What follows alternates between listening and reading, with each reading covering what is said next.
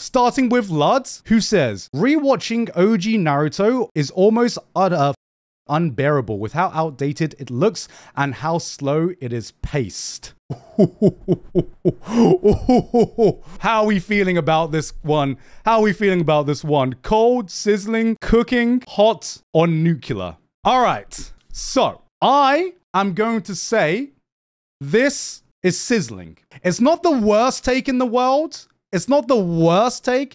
It's not the hottest take in the world, but he does have a point that I do agree to, but he has some points that I don't agree with as well. The point I don't agree with is that it's fucking unbearable, because I think that OG Naruto still is fantastic. The big difference between OG Naruto and, let's say he said One Piece, because if he said One Piece, I would actually say I low-key agree and he's actually cooking. But the big difference between OG Naruto and One Piece is how they handle filler.